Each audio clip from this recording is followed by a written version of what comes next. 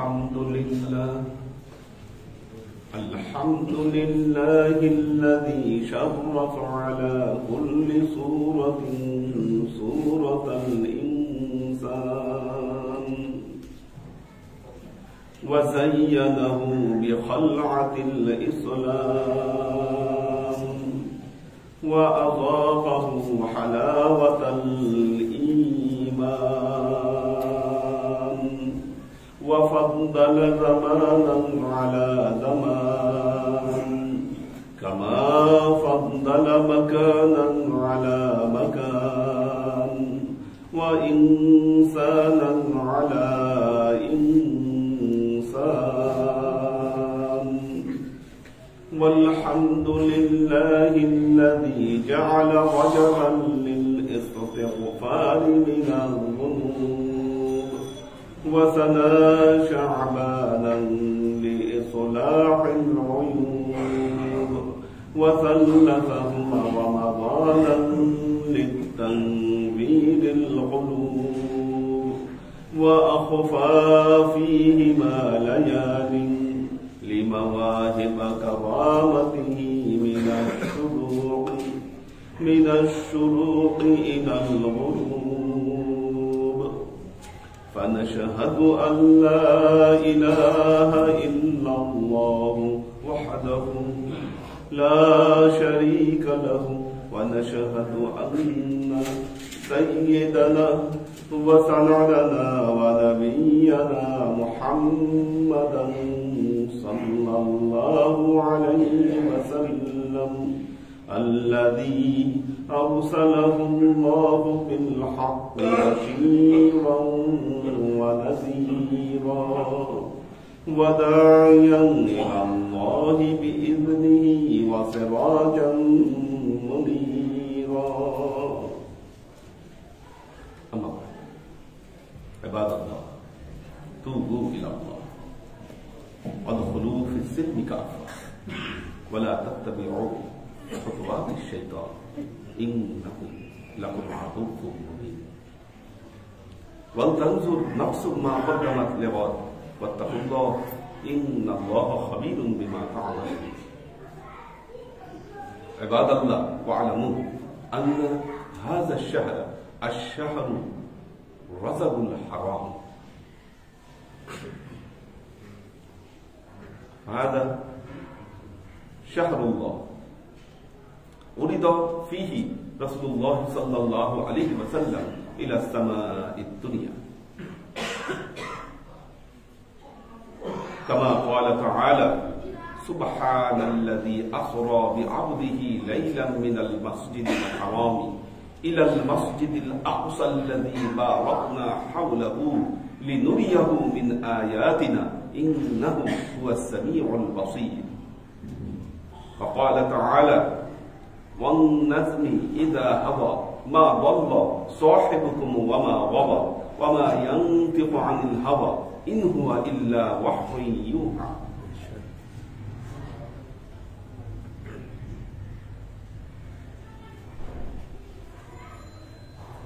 উপস্থিত আল্লাহর আশিক ও সালেহীন সর্ববিদ উত্তম প্রশস্তি জ্ঞাপন করছি সে আল্লাহ পাকের নিমিত্তে যিনি সৈয়দুল মুরসালিন খাতামুন নবিয়্যিন মুহাম্মদ মুস্তাফা সাল্লাল্লাহু আলাইহি ওয়াসাল্লামের উম্মত হওয়ার তৌফিক আমাদেরকে দান করুন।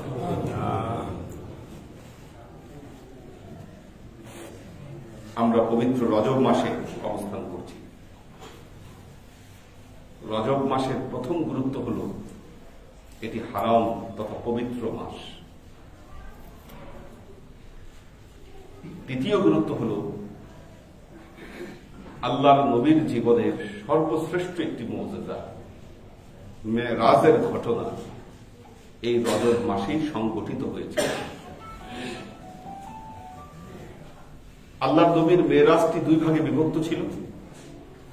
প্রথম অংশের নাম ছিল আসরা। আসরা মানে হচ্ছে ভ্রমণ করা, অর্থাৎ আল্লাহর নবী বাইতুল্লাহ থেকে বাইতুল মুকাদ্দাস পর্যন্ত এক রাতে ভ্রমণ করেছিলেন। এই অংশকে বলা হয় আসরা, যার বর্ণনা এসেছে সূরা বনী ইসরাঈল। সুবহানাল্লাযী আসরা বিআবদিহি লাইলাম মিনাল মাসজিদিল হারাম ইলাল মাসজিদিল আকসাল্লাযী বারাকনা হাওলাহু লিনুরিয়াহু মিন আয়াতিনা ইন্নাহু হুয়াস সামিউল বাসীর।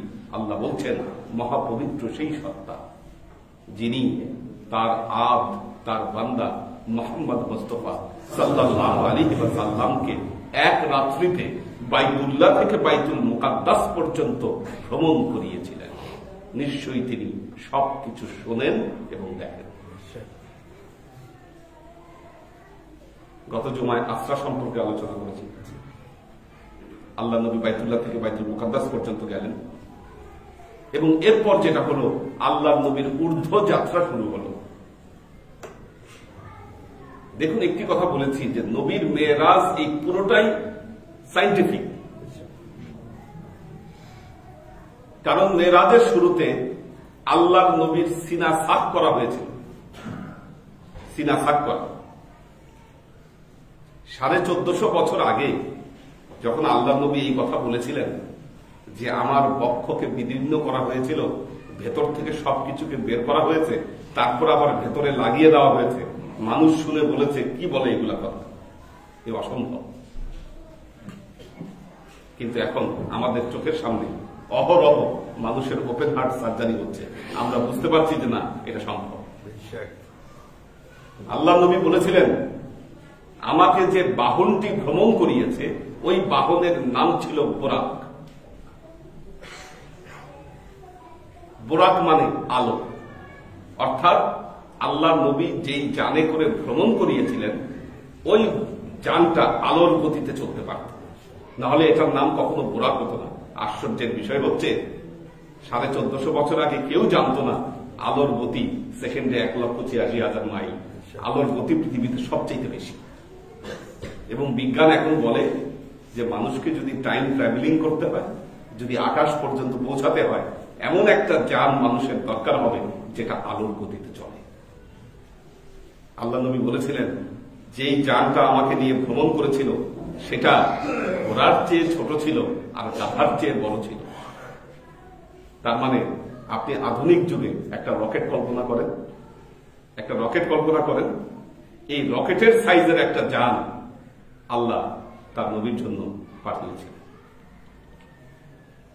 আজকে ইহুদিরা দাবি করেন যে নিউটন মধ্যাকর্ষণ শক্তি আবিষ্কার করেছে কিভাবে। আপেল গাছের নিচে ছিল আর উপর থেকে একটা আপেল পড়লো, আর আপেল দেখেই মনে করলো যে না, কোনো একটা আকর্ষণ আছে। আপেল তত্ত্বের বহু আগে আল্লাহর নবী যে মেরাজ তত্ত্ব দিলেন, কি এটার দৃষ্টান্ত কেউ দেয় না যে এক রাতে এই তত্ত্ব আল্লাহর নবী 1450 বছর আগেই দিয়ে গিয়েছেন যে এক রাতে বাইতুল্লাহ থেকে বাইতুল মুকাদ্দাস পর্যন্ত 2500 কিলোমিটার ভ্রমণ করা সম্ভব।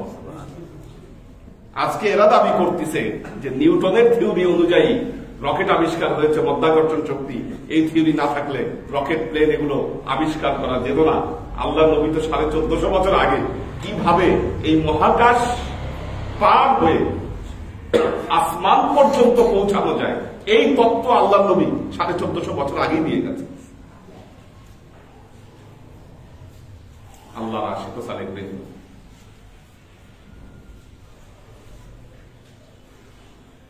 ইগল দেখে, আকাশে ইগল উড়ে, ওইটা দেখে নাকি প্লেন বানিয়েছে। এগুলো কথা বহু আগে মানুষ বলার আগেই আল্লাহ নবী এই কথাগুলো বলে দিয়ে গেছেন আমাদেরকে। কাজে মেরাজ যেমন এক আশ্চর্যজনক ঘটনা এবং বিজ্ঞানের যে বৈপ্লবিক আবিষ্কারগুলো, এগুলো মেরাজ থেকে অনুপ্রাণিত হয়েই মানুষ করেছে। কারণ ইহুদি খ্রিস্টানরা অন্তত পক্ষে এটা জানত যে আল্লাহর নবী যা কথা বলছেন কোন কথায় বিন্দু মাত্র কোন ভুল বা মিথ্যা কথা নাই। আজ পর্যন্ত কেউ প্রমাণ করতে পারেনি যে ইসলামের কোনো একটা কথায় ভুল বা কোনো একটা কথায় কোনো দ্বিমত আছে। মানুষ যখন প্রথম চাঁদে গেল তখন নাকি অনেক ইমানদার লোকেরা বলেছিল কি হলো এটা কিভাবে সম্ভব হলো। কেউ নাকি হার্টফেল করছে। এগুলো সব কেচ্ছা কাহিনী। কারণ আল্লাহ কালামের পাখি কি বলেছেন? আল্লাহ বলেছেন, ইয়া মাহশারাল জিন্নি ওয়াল ইনসি ইন ইসতাতা'তুম আন তানফুযু মিন আকতারিস সামাওয়াতি ওয়াল আরদ ফানফুযু লা তানফুযুনা ইল্লা বিসুলতান।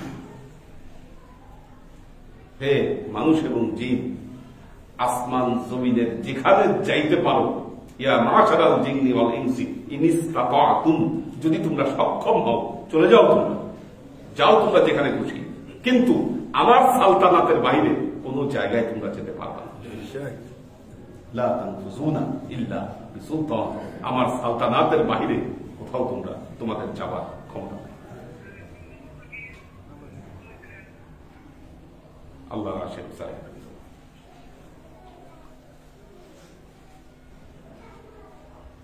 এক সময় মানুষ জানত সূর্য পৃথিবীর চারিদিকে ঘুরে, সূর্য পৃথিবীর চারিদিকে ঘুরে। প্রথম যে বিজ্ঞানী বলেছিল যে না, সূর্য পৃথিবীর চারিদিকে ঘুরে না, বরং পৃথিবী কি করে সূর্যের চারিদিকে ঘুরে, তাকে নাকি হত্যা করা হয়েছে। এই কথা বলার অপরাধ যে এটা একটা গ্যালেরিও, যে কি বলছে, এটা কি কথা বলে, এটা একটা পাগলের কথা। অথচ আল্লাহ কি বলছেন দেখেন, আল্লাহ নবীর উপর অবতীর্ণ কোরআনে আল্লাহ 1450 বছর আগে বলেছেন, লাশ-শামসু ইয়ানবাগি লাহা আন তুদরিকাল কামার ওয়ালাল লাইলু সাবিকুন নাহার ওয়া কুল্লুন ফি ফালাকি ইয়াসবাহুন। লাশ-শামসু ইয়ানবাগি লাহা আন তুদরিকাল কামার, সূর্যের ক্ষমতা নাই সে চাঁদকে অতিক্রম করে, রাতের ক্ষমতা নাই সে দিনকে অতিক্রম করে, বরং সবকিছু তার নিজস্ব কক্ষপথে ঘূর্ণায়মান। আল্লাহ বলে গেছে 1450 বছর আগে। দেখেন এই কথা মানুষ কাল কিয়ামত পর্যন্ত কেউ এটাকে ভুল প্রমাণ করতে পারে কিনা। বিজ্ঞান যে গ্রহ আবিষ্কার করে, কখনো বলে আমাদের এই সৌরজগতে 9টা গ্রহ, কখনো বলে 11টা, আবার কখনো বাদ দিয়ে দেয় 2-1টা কি, কিন্তু কোরআনে বর্ণিত কোন তথ্য আজ পর্যন্ত কোন অ্যাড, রিমুভ বা এটাকে কোন এডিট করার কোন প্রয়োজন হয়নি। কোরআনের কারিশমাটা হচ্ছে এই জায়গায়, কোরআনের মাপা কথা হচ্ছে এই জায়গায়। আল্লাহর আশেক সালেক বৃন্দ, বাইতুল মুকাদ্দাসের কাজ যখন শেষ হলো, আল্লাহর নবীর সামনে 3টা পেয়ালা দেওয়া হলো, পাত্র দেওয়া হলো 3টা। একটাতে মধু, একটাতে শারাবান তাহুরা, আরেকটাতে হলো দুধ। আল্লাহর নবী দুধটাকে নির্বাচন করলেন। জিবরাইল আমিন জানালেন, আপনি স্বভাবজাত ধর্মকে নির্বাচন করলেন। কিরকম স্বভাবজাত ধর্ম? ইসলাম এমন এক ধর্ম, চিন্তা করে দেখেন, মানুষের স্বভাব বিরুদ্ধ কোনো কাজ ইসলামে নেই, বরং মানুষের স্বভাবের সাথে মিশে থাকা সবকিছু ইবাদত হতে পারে। গোসল, এই গোসল আমাদের নিত্যদিনের প্রয়োজন। গোসল না করলে অস্বস্তি লাগে আমাদের। এই গোসলটাই যখন একজন মানুষ আল্লাহর নবীর সুন্নত অনুসারে 2 হাতের কবজি ধুয়ে কুলি করে নাকে পানি দিয়ে যখন গোসল করে, সুন্নত অনুসারে 3টা ফরজ পালন করে, ওই গোসল আমাদের জন্য ইবাদত হয়ে যায়। খাওয়া, এটা আমাদের নিত্যদিনের প্রয়োজন, কিন্তু যখনই বিসমিল্লাহ বলে ডান হাতে খাওয়া শুরু করে, এই খাবার আমার জন্য ইবাদত হয়ে যায়। ঘুমানো কি আমার নিত্যদিনের প্রয়োজন, কিন্তু বিসমিল্লাহ বলে আল্লাহ নবীর তরিকা অনুযায়ী যখন একজন বান্দা ঘুমায়, ওই ঘুমটাও তার জন্য ইবাদত হয়ে যায়। ইসলাম, একজন মুসলমান তার পুরো জীবনকেই ইবাদতে পরিণত করতে পারে। আল্লাহ নবী ব্যবস্থা করে দিয়ে গেছেন এই মেরাজের রাতে। জিবরাইল আমিন আল্লাহ নবীকে নিয়ে উপরে উঠতে শুরু করলেন, ঊর্ধ্বগমনে শুরু করলেন। প্রথম আসমানে গেলেন, প্রথম আসমানের দরজা ঠকঠাকানো হলো, প্রথম আসমানের দরজা ঠকঠাকানো হলো। ভেতর থেকে জানতে চাওয়া হলো কে? জিবরাইল আমিন বললেন, আমি জিবরাইল। বলল, আপনার সাথে কে? বলল, ইনি মোহাম্মদ মুস্তাফা সাল্লাল্লাহু আলাইহি ওয়াসাল্লাম, শেষ জামানার নবী। ভেতর থেকে আবার জানতে চাওয়া হলো, ওনার কি এখানে আসার অনুমতি আছে? জিবরাইল আমিন বললেন, হ্যাঁ, পারমিশন আছে আমার কাছে। আকাশের দরজা খুলে গেল, আল্লাহ নবী সেখানে প্রবেশ করলেন। প্রথম আসমানে হযরত আদম আলাইহিস সালামের সাথে সাক্ষাৎ করলেন। এবং সহিহ বুখারীর বর্ণনায় যেটা এসেছে, আদম আলাইহিস সালাম ডান দিকে তাকায় হাসে আর বাম দিকে তাকায় কাঁদে। জিবরাইল আমিনকে জিজ্ঞাসা করলেন, কি ব্যাপার, এমন করছে কেন? প্রথম নবী ডান দিকে তাকায় হাসে আর বাম দিকে তাকায় কাঁদে।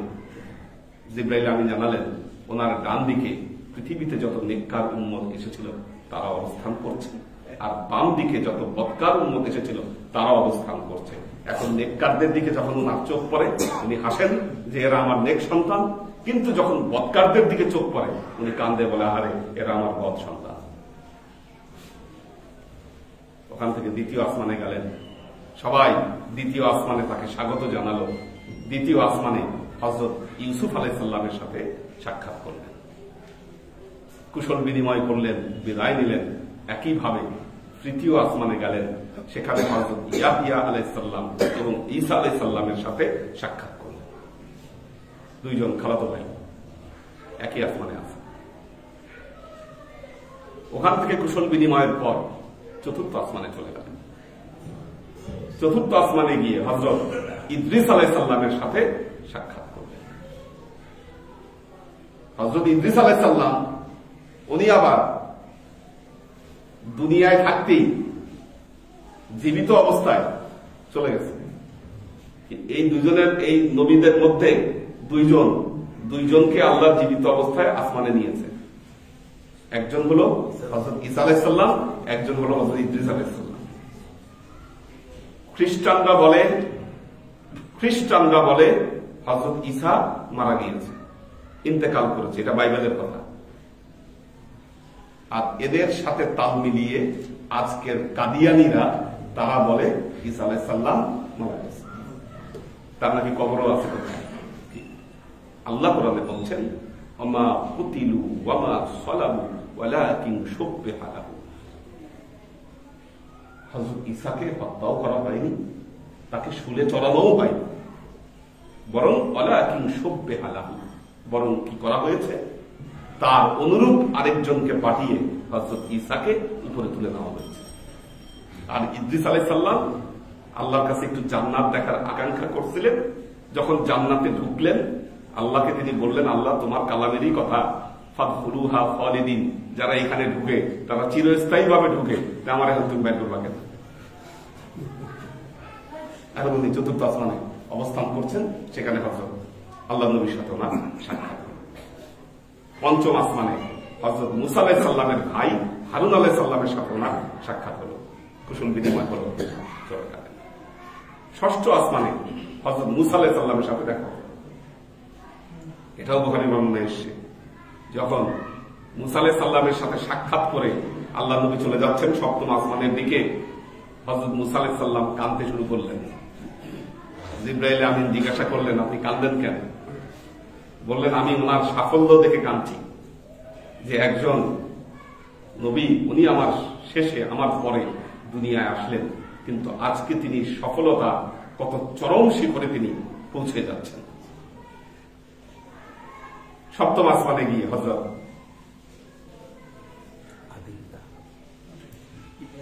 ইব্রাহিম আলাইহিস সালামের সাথে না দেখা হলো। হযরত ইব্রাহিম আলাইহিস সালাম বাইতুল মামুর, বাইতুল মামুর হলো ঠিক বাইতুল্লাহ বরাবর 7 আসমানের উপর ফেরেশতাদের কাবা। অল বাইতুল মামুর, পবিত্র কোরআনে এসেছে বাইতুল মামুরের নাম। এটা ফেরেশতাদের কাবা। আল্লাহ যে ফেরেশতাদেরকে সৃষ্টি করেন, এই ফেরেশতারা জীবনে একবার বাইতুল মামুরে হজ করার সুযোগ পায়। তারা বাইতুল মামুর তাওয়াফ করে জীবনে একবার। আমরা তো মুসলমানরা মানুষ বাইতুল্লাহ কয়েকবারই জিয়ারতের আল্লাহ যাদেরকে তৌফিক দিয়েছে সুযোগ পায়, কিন্তু বাইতুল মামুর ফেরেশতারা একবার যেতে পারে, বেশিবার যেতে পারবে না। আল্লাহ নবী সেখানে গেলেন ইব্রাহিম আলাইহিস সালামকে নিয়ে, সেখানে ফেরেশতাদেরকে নিয়ে আবারও একটা জামাত আদায় করলেন। এরপর মালিক আর রেদওয়ান, প্রথমে রেদওয়ানের সাথে সাক্ষাৎ হলো, এরপর মালিকের সাথে সাক্ষাৎ হলো। রেদওয়ান আর মালিক কারা? এই দুজন হ্যাঁ, একজন হলো রেদওয়ান, হলো জান্নাতের যিনি চিফ অফিসার, জান্নাতের খাজানদার, অর্থাৎ জান্নাতের রক্ষণাবেক্ষণ। যেমন একটা জেলের জেল সুপার থাকে বা হোটেলের চিফ ম্যানেজার থাকে, এখন মালিক হচ্ছে জাহান্নাম নামক জেলখানার প্রধান জেলা। ওনার হাসিও না, কাঁদেও না, মানে সে অন্যরকম অবস্থা। রেদওয়ান আল্লাহ নবীকে জান্নাতের সব জায়গাগুলা ঘুরে ঘুরিয়ে তিনি দেখালেন। জান্নাতের কি সুখ শান্তি আল্লাহ নির্দিষ্ট করে রেখেছেন। দেখুন, সব ধর্মের নবীরাই জান্নাত জাহান্নামের বর্ণনা দিয়েছেন, কিন্তু তারা ওহীর ভিত্তিতে দিয়েছেন। ওহী নাযিল হয়েছে ওহীর ভিত্তিতে দিয়েছে। আর আমাদের নবী মুহাম্মদ মুস্তাফা সব দেখে এসে চাক্ষুষ অভিজ্ঞতার ভিত্তিতে বর্ণনাগুলো দিয়েছেন। দুই বর্ণনা কখনো মিলবে না, মিলবে না কখনো। ঠিক তেমনি ভাবে জাহান্নামের আযাব দেখিয়েছেন। অনেক হাদিস বর্ণিত হয়েছে এই ব্যাপারে, জাহান্নামে কি অবস্থা দেখেছেন বা জান্নাতে কি অবস্থা দেখেছেন, এটা বলতে গেলে আলাদা একটা জুমার আলোচনা হয়। পুঙ্খানুপুঙ্খানু বর্ণনা এসেছে, কিন্তু কোথায় কিভাবে দেখেছেন। জান্নাত জাহান্নাম দেখানোর পর আল্লাহ নবীকে একটা ঘরে নিয়ে যাওয়া হলো সিদরাতুল মুনতাহার পাশে, যেখানে বিসমিল্লাহির রহমানির রহিম লেখা ছিল। বিসমিল্লাহ মিন, রহমানের নূর, নুন। বিসমিল্লাহ মিন, আল্লাহ হে, রহমানের নুন আর রহিমের মিন। এই চারটা অক্ষরের নিচ দিয়ে চারটা নহর হয়ে গেছে, চারটা নহর হয়ে গেছে। আল্লাহ নবী জিজ্ঞাসা করলেন, এটা রহস্য কি? রহস্য কি? ওটা খুলছিল না, প্রথমে খুলছিল না, বিসমিল্লাহ বলার সাথে সাথে খুলে গেল। মানে কোডই ছিল এটা বিসমিল্লাহ, চারটা নহর বয়ে গেছে। জিবরাইল আমিন জানালেন, এই যে চারটা নহর, এর মধ্যে একটা সরাসরি এসেছে জমজম, জমজমের কুয়ায় আসছে ওখান থেকে। আরবের মরুপ্রান্তর পাথরের মধ্যে এমন কুয়া, এমন পানি কি হাজার হাজার বছর ধরে এই কুয়া শুকাচ্ছে না। পানি ওখান থেকে প্রতিনিয়ত উত্তোলন করা হচ্ছে, পাইপে করে মদিনায় পাঠানো হচ্ছে, মক্কায় সব মানুষ ইউজ করতেছে, কিন্তু পানি শেষ পায়, কমে না। কমবে কেমনে? এই যে ওখান থেকে আসতেছে পানির স্রোত, ডাইরেক্ট জান্নাতি পানির স্রোত, এটা মায়ে জমজম। আর দুটো হলো দজলা, ফোরাত। এই তিনটা আসছে দুনিয়ায়, একটা দজলা, একটা ফোরাত, আরেকটা চলে গেছে জান্নাতে, আরেকটা চলে গেছে জান্নাতে। জান্নাতে মাটির নিচ দিয়েই থাকবে চারটা নহর, পানি, দুধ, পানি, দুধ, মধু আর শারাবান তাহুরা। এই চারটা মাটির নিচ দিয়ে, মাটিতে। তার মধ্যে যে পানি, যে এই পানি আসছে এখান থেকে, আর উপরে থাকবে তিনটা। মোট 7টা নহরের বর্ণনা এসেছে জান্নাত। উপরে যে তিনটা থাকবে, তার মধ্যে 2টা হলো ঝর্ণার মতো। আমাদের এখানে যেমন ঝর্ণা পড়ে, জলপ্রপাত, এরকম জান্নাতের মতো থাকবে। একটা হলো কোল্ড বেভারেজ, একটা হলো হট বেভারেজ। সালসাবিলা আর জানজাবিলা, একটা কোল্ড বেভারেজ, একটা হট বেভারেজ, আরেকটা হচ্ছে কাফুরা। তিনটা না, কাফুরা। তো কাফুরা যেটা, এটা হলো হট। আমরা যেমন চা খাই, এটাও এরকম থাকবে ঝর্ণার মতো। জান্নাতীরা যখন মনে করবে যে না, একটু মাথার একটু রিফ্রেশ দরকার, আমরা যেমন চা কফি খাই, ওখান থেকে ওটা নিয়ে খাবে, এবং কর্পূরের ফ্লেভার মিক্স থাকবে ওটার মধ্যে, কাফুরা। আর যেটা সালসাবিলা, এটা হচ্ছে আমরা কোল্ড ড্রিঙ্কস যে খাই, এরকম এরকম, এটা হচ্ছে কোল্ড বেভারেজ। আরেকটা থাকবে যেটা ওই উপর দিয়ে প্রবাহিত হয়ে যাবে, কোনো মাটির সাথে কোনো টাচ নাই, উপর দিয়ে বয়ে গেছে। সালসাবিলা, ওইটা যখন মানুষ খাইতে চাবে তাকে এমন পাত্রে সেটা পরিবেশন করা হবে, যেটা মুখটা মেশক আম্বর দিয়ে ওই মুখটা আটকানো থাকবে। আমরা যেমন কোক স্প্রাইট খাইলে মুখটা খুলে খাই, এইভাবে এমন এক পাত্রে তার কাছে পরিবেশন করা হবে। আল্লাহ বলছেন অফিজালিকা ফালইয়াতানাফাসিল মুতানাফিসুন, এটার জন্য প্রতিযোগীকারীদের প্রতিযোগিতা করা উচিত, যেটা কেমন টেস্ট। এটা জান্নাতে এই 7টা নহরের মধ্যে ওই একটা নহর চলে গিয়েছে। এরপর আল্লাহ নবী গেলেন সিদরাতুল মুনতাহা। সিদরাতুল মুনতাহা, সিদরাতুল মুনতাহায় গিয়ে, সিদরাতুল মুনতাহা, সিদরা শব্দের অর্থ হল বড়ই গাছ, মুনতাহা মানে শেষ সীমা, শেষ সীমার বড়ই গাছ। এটা একটা বড় গাছ, বড় একটা গাছ, যেই গাছের পাতাগুলো হাতির কানের মতো, বড়াই পাতা, সাইজ হলো হাতির কানের মতো, দেখতে বড়াই পাতার মতো। এবং ওখানে আল্লাহ নবী বললেন যে আমি লেখালেখির আওয়াজ পেলাম। কিসের আওয়াজ পেলাম? লেখালেখির আওয়াজ। কি লেখালেখি?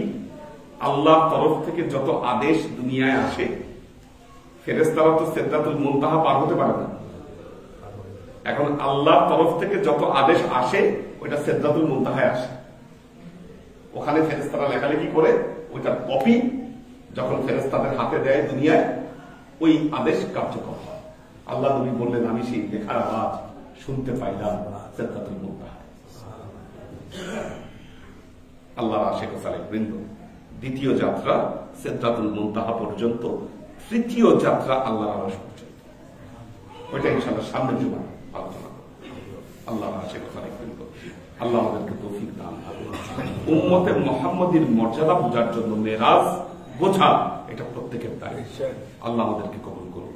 বারাকাল্লাহু লানা ওয়া লাকুম ফিল কুরআনিল আযীম ওয়া নাফা'ানা ওয়া ইয়্যাকুম লা আয়াত ওয়া যিকরিল হাকীম ইন্নাহু তাআলা জাওয়াদুন কারীমুন মালিকুন বাররউফুর রাহিম।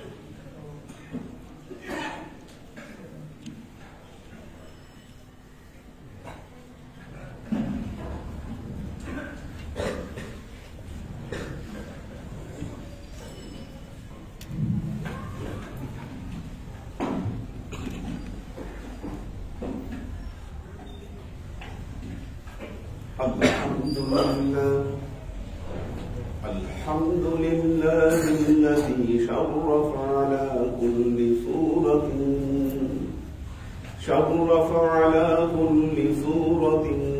سورة الإنسان وزينه بخلعة الإسلام وأذاقه حلاوة الإيمان وفضل زمانا على زمان كما فضل مكانا على مكان وإنسانا على إنسان والحمد لله الذي جعل رجبا للاستغفار من الذنوب وثنى شعبانا لإصلاح العيوب وثلثه رمضانا للتنبيل القلوب وأخفى فيهما ليال لمواهب كرامته من الشروق إلى الغروب فنشهد أن لا إله إلا الله وحده لا شريك له ونشهد أن سيدنا وسندنا ونبينا محمدا صلى الله عليه وسلم فصلى الله تعالى عليه وعلى آله وأزواجه وذريته وأهل بيته وأحبابه وأصحابه الأجمعين إلى يوم القيامة. عباد الله توبوا إلى الله وادخلوا في السلم كافة ولا تتبعوا خطوات الشيطان إنه لكم عدو مبين ولتنظر نفس ما قدمت لغد واتقوا الله إن الله خبير بما تعملون. عباد الله واعلموا أن هذا الشهر رجب المبارك هي شهر الله وولد فيه رسول الله صلى الله عليه وسلم إلى السماء. عباد الله فاعتئذوا بنصيحتي كما أخبركم الآن بخطبتي. بارك الله لنا ولكم في القرآن العظيم ونفعنا وإياكم بالآيات والذكر الحكيم إنه تعالى جواد كريم مالك رؤوف رحيم.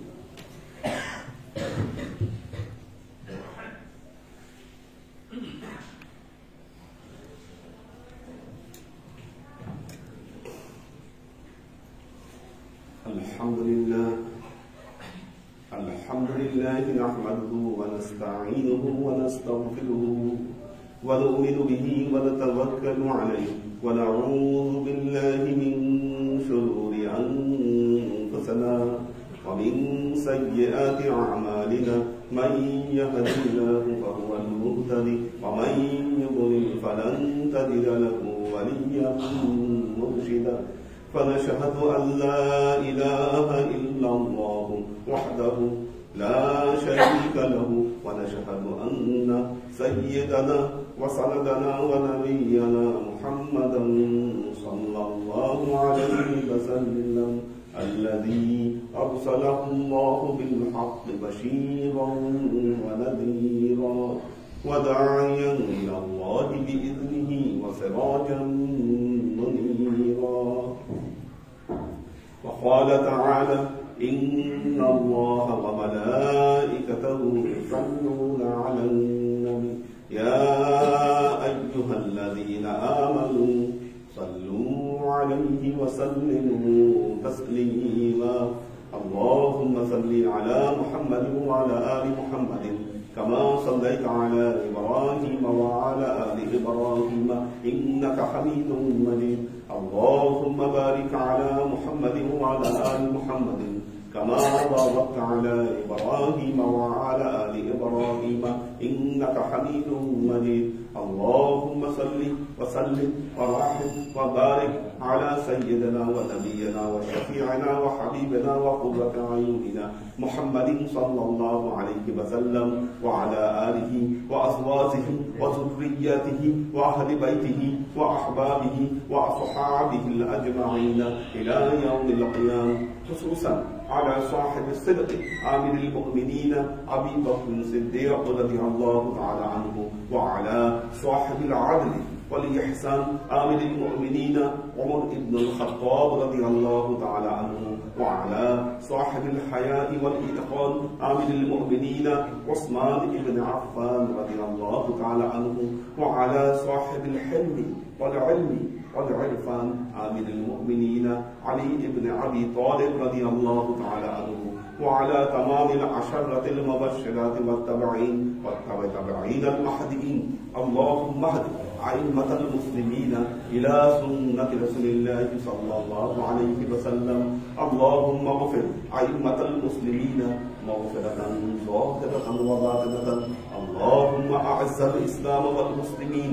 اللهم ائت أئمة المسلمين فلاحا عظيما. اللهم انصر من نصر دين محمد صلى الله عليه وسلم واجعلنا منهم واخذل من خذل دين محمد صلى الله عليه وسلم، ولا تجعلنا منهم. تعالوا عباد الله رحمكم الله، إن الله يأمركم بالعدل والإحسان وإيتاء ذي القربى وينهى عن الفحشاء والمنكر والبغي يعظكم لعلكم تذكرون. فاذكروني أذكركم واشكروا لي ولا تكفرون.